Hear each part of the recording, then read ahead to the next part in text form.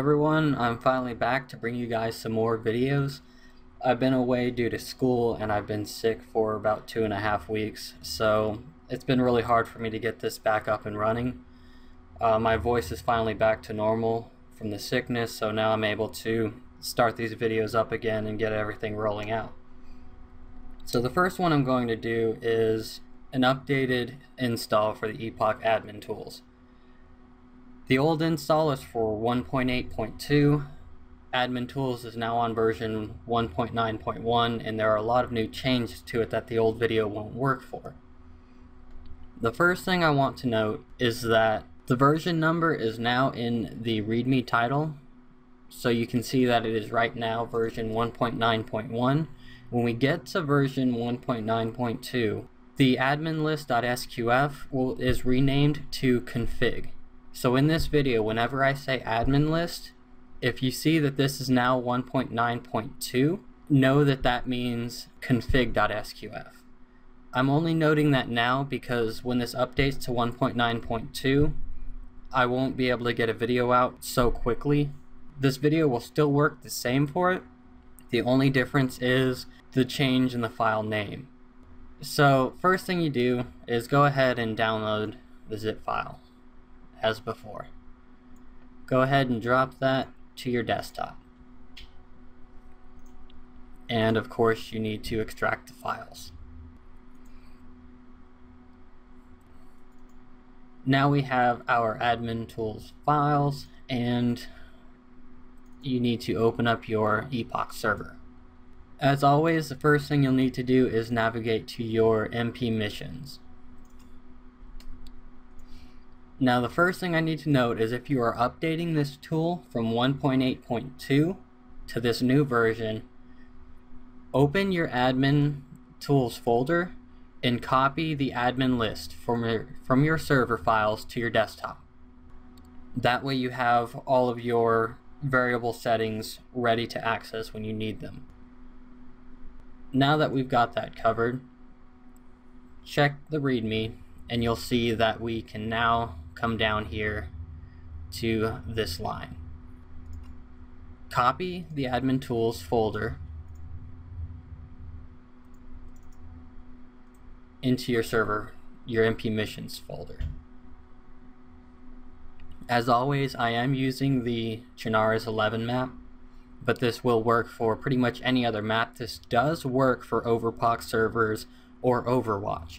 I do have people using it on there and they say they don't have much of any issues with it at all.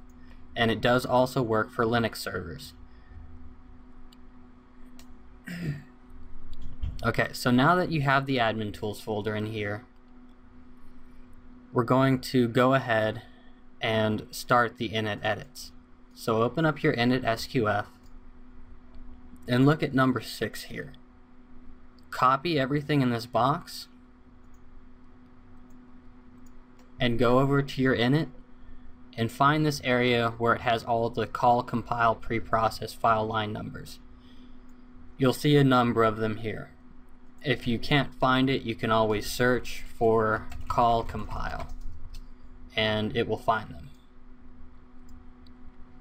Down here where you see the end of it, the progress loading screen 1.0 and the call, compile, preprocess file line numbers server,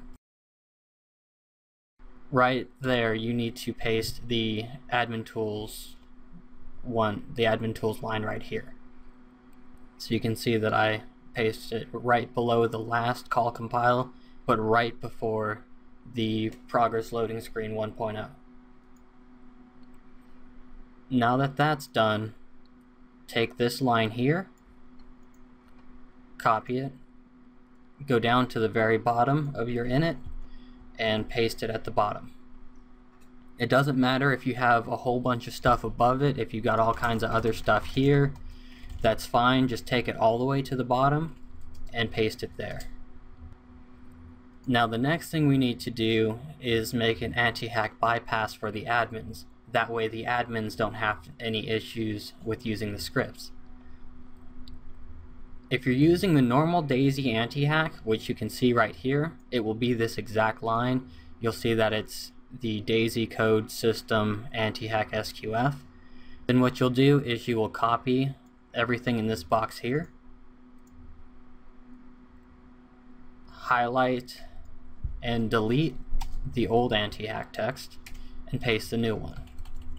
I'm going to indent it to make it look nice. There's not really a reason to do the indenting, I just like it because it makes it look really nice and it's easier to find things. Now if you don't have that line, then skip this step.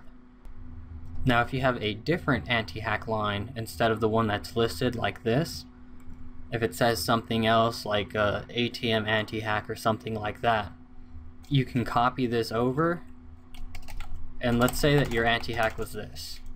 Let's say that's what the anti-hack line was. You would still copy this text over and then copy and delete the line where your anti-hack is, delete the anti-hack inside of the if, and paste your anti-hack there. So that's for those who don't have the normal anti-hack. If you don't have any anti-hack line at all, you can skip this step. Now that's everything for the Init.sqf edits. So go ahead and save it. And now you need to open the description.ext. Find this line here in number 11. Copy everything in the box. And then go down to the very bottom of this file and paste it down there. That's everything for this file, so you can go ahead and save that as well.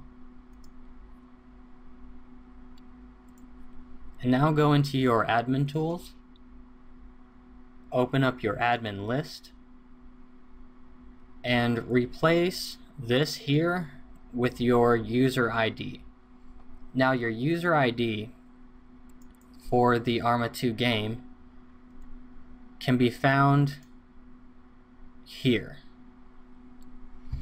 So this is where your user ID will be. It's actually now your Steam ID as well. So if you know what your Steam ID is, it's not your name, it's a long number. You can add that. Or if you go into the Arma and you go into your profile for your player, you can find the player ID. If you have your database already running, you can also check your database for your user ID. If you had this installed previously and you copied your old admin list to the desktop, you can simply open that and copy all of your old user IDs in here. Now you can see that there's 3 tiers now instead of 2. The super admins have all of the abilities of the admin except for one new feature, which is this here. If the broadcast tool use is set to true, the super admins will get a text in the bottom left where the normal player chat messages come up that shows every time an admin or a mod uses a tool. This is a new monitoring tool so that server owners or high-level admins can watch to make sure that someone isn't abusing the tools. So if someone's not allowed to spawn a crate unless there's some kind of event that they're running, you will see when another admin or mod spawns a crate if they're not a super admin. And that is the only difference between the super admin and the normal admin. Now, of course, the mods have much less power than the admin, but other than that, everything else is the same. Just go ahead and put yourself in as super admin anyway. If you have other admins, it doesn't really matter where you put them. You can put them here or here. If you want to monitor them, you need to change this to true and then put them in the admin list. You will also be able to monitor the mods. Now there are some new features. If you host your own server, or you are on a server host that allows you to use custom DLL files, you can use these variables. If you don't have the DLL files, which I will go over here in a minute on how to put those in, then these won't do anything. It won't matter if they're true or false. But if you host your own server and you're able to use custom DLL files, then these two items here will actually log whenever an admin uses a tool, and it will log it to a text file on your server. It gives you the date, the time, who it was, and their user ID. So those are the new variables that are running for this. When 1.9.2 comes out, there will be some new variables in the admin list, but it will now be called the config.sqf, obviously. So I'll show you the new config so far. With the new config, you have a bunch of new things as well. I'm going to go over those now so that when I do update, I don't have to make a brand new video right away. There's now an action menu that you can use in the tools. This is a player actions menu. Like if you've ever played on a server, you use the scroll menu and it shows action menu where you can self blood bag or build a bike or anything like that. This is now integrated into the tool. This variable here shows whether or not you want the player to have the action menu. If you don't want players to have that action menu, you can turn it off just by changing this to false. If you want the admins to have the tool, you can change this to true. By default, the admins will not have the action menu because there's not really a reason for it. There is now a new feature where they can contact an admin for help. And then there's these here. Everything is explained. I'm not going to go over them because they are explained. I wanted to go over that now so that when I do update, obviously you won't have that issue. Remember, that's in the config.sqf. So we will go ahead and go back to the general tutorial. I'm not sure exactly when 1.9.2 will be out, but it's not too far off right now. I've had a lot of downtime through being sick, so when I've been awake, I've been doing some of these things. Now that you have your user ID in your admin list, go ahead and go out to your server files. So go back to your main Epoch server folder and open up the server files. Go into your add-ons and you'll have your server PBO. I've already extracted mine, but if you have PBO Manager, you can just right click it, go to PBO Manager and extract to DayZ server. If you do not have that, there's a link in the description for this video where you can download the files for it. It's just a standard install and it does everything for you pretty much. So go into your DayZ server files, open up Init, and open up the server functions. And then what you need to do is find this line here. So copy this part, just the vehicle part here, and Control F to find it. If you don't know what the find feature is for yours, you can just go to the edit and select the find function. That's where it normally is, and find it. You can see here that it is in the server check hackers. If yours is not in the server check hackers, select find next until you find another one. For me, there's only one instance of it, so hopefully you don't have multiples. Now you need to replace that entire line with this one here. So copy that line from the readme and replace the one that you found in your SQF file here with it. You'll see that there is a difference right here. This is the only difference in it. Now, if you've already made edits to this line, such as for Sarge AI or another type of add-on, all you really need to do is come to the end here, copy the double ampersand sign all the way here, don't copy the last parenthesis, and then go to the end of the file here.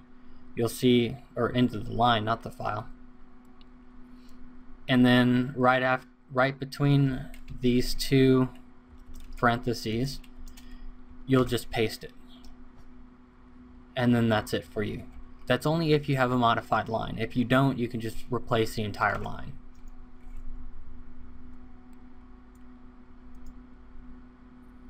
Alright, now continuing on with the readme, you can save this file, go back one directory, open up the compile folder, and find the server_update object file right down here near the bottom. Server_update object. So open that up, and you need to find this line here, the not parachute west. Just copy that. Copying the if may make it hard to find it, because sometimes there's a space between the if and the parentheses, sometimes there isn't. So just go ahead and copy the not parachute west. Again, open up your find feature and find it. It should be very near the top, around line 28 for mine. And right above it, you need to paste this line here. So we'll go ahead and paste that. You can take the double slash lines if you want. You don't have to. This is just a comment. It pretty much is just a way to inform people of what it is. And then go ahead and save that. You can close your editor now because you are finished. Go back to where your DayZ server PBO is. Rename the PBO. If you don't know how to do that, you can right click it and rename. Just put _backup. If you already have a backup, you can give it a number, backup 1, backup 2. And then select the folder, right click it. If you are using PBO Manager like me, near the bottom, well, halfway down, you will have the PBO Manager option, and then use pack into PBO. So that's everything for the server file edits. Go back to your main file. Now this is where the DLL files I talked about earlier come into play. Go to the admin files that you downloaded and open the DLL folder. Copy both of these and paste them right here into this directory. It must be in the main Epoch server directory. Wherever your ARMA2OA exe file, all of these files here are, it must be placed there. So go ahead and paste them in. And now whenever you use your tool, if you have it enabled, the admin tool logger will create a new folder in here that is Epoch Admin Tool logs. When you open that folder, there is a text file in it that has a log of everything that the admins have been doing. I will show you how to use the EAT base exporter after this last step. You need to open the BattleEye folder, copy all of these here, and then open up the BattleEye folder in your main Epoch server and paste all of these files right here. Copy and replace. Well, actually go ahead and click the checkbox, copy and replace. Now that's the install for the entire tool. Now, as I was saying with the base exporter, the way it works is it will create the Epoch Admin Tools logs folder right here in your main Epoch server. So go ahead and just look for Epoch Admin Tools and you'll find it. It'll be right here around the expansion. And if you use the base exporter in the tool where you choose the export option, it will create a file in there with the base. What you do is you go into that file and you copy all of the stuff for that base. You go into your admin tools for the MP missions, go into tools and find base manager. You will see that there's already a default base that you can paste into the game. So what you need to do is, if you're using Notepad++, you can just click here and it will highlight the line for you. If you're not, It's really going to be hard for you to do this, so I really suggest getting Notepad++, which is in the description as usual. Go down to the bottom where this ends, and you will find that there are 2 comment lines. To add a base, place a comma here, and then add the base from your server, Epoch Admin Tools log, and saved bases file. So that is where it is stored. What you'll do, obviously, is place a comma right there, return. Keep these at the bottom, that way you can reference them whenever you need to. And then you will place your new base here. So let's say that this was the base that we saved to, or we exported to our file. You place your comma, and then you simply paste the next base here, and save the file. Now you have 2 bases that you can import into the game. I obviously don't need another base, so I'm not going to save any of that. That's how you use the 2 DLL files. Now a little bit more information on the DLL files. These DLL files are custom written by me. Do not download DLL files from any other user. If you are talking to someone because it's not working and they give you a different DLL file to use, do not use it. DLL files can be malicious. Mine are obviously not, because I have a reputation to keep up. But other people, they may write one to be malicious. It's not easy to do that through Arma, but it is possible. So never download DLL files from anywhere you do not trust. You don't even have to use mine if you don't want to. They are not required to use this tool. Now with my DLL files, they will not work unless they are placed directly in the Epoch server here. You can't place them anywhere else. If your host does not have them or does not allow them, go ahead and contact them. Let them know that you want to use these with Epoch Admin Tools. If they have Epoch Admin Tools with their server and they do not have the latest version, as you can tell right here, to check the version that they have, you can go into the Admin Tools folder on your server, and there should be a version number here. If there is no version number here, then that means they're using a severely outdated version. But I believe every version from 1.8 and forward has a version number. But if they're not using the newest version, you can send them a ticket, let them know that there's a new version, and ask them if they could please update their software. If they have questions about the DLL files, tell them that they can contact me. That's only if they're saying, if they need some information on it. Just tell them that they can freely contact me and I should respond to them within a couple days. And if you are using Linux, you cannot use these DLL files. DLL files only work on Windows. Linux uses a .ax file system, if I remember correctly, which Arma doesn't support, so I can't make files for that even if I wanted to. Now, if your host doesn't allow you to use the DLL files, you simply just can't use them. There's no downfall to it other than the fact that you can't export bases to an external file and you can't log your admin user. That's about it for this. Anyway, I'm finally back up and running.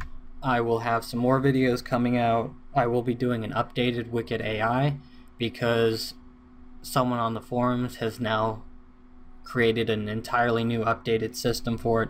They've done all kinds of neat edits. An Overpoch server tutorial is a very highly requested one. I have not made an Overpoch server yet. So the first thing before I can do that is I'm going to need to get my normal lineup of videos finished. And then once I finish that, I will be able to learn how to do the Overpoch stuff and then put it up. Well, There's a lot of stuff that goes into a YouTube video that people don't really realize. There are some people who simply record it and then post it up without any edits. I like to make mine as professional as possible, so it takes a lot of work and time to get these up. So with all that being said, thank you all for watching. Be on the lookout for some new videos. I hope to have some up. Starting to get them up once every 2 weeks at the least. If not one every week, maybe even 2 or 3 every week, depending on how much work I have with school. I am a student and I have a lot of work to do for school, but when I have the time, I like to get these out for you guys. So I will see you all in the next video.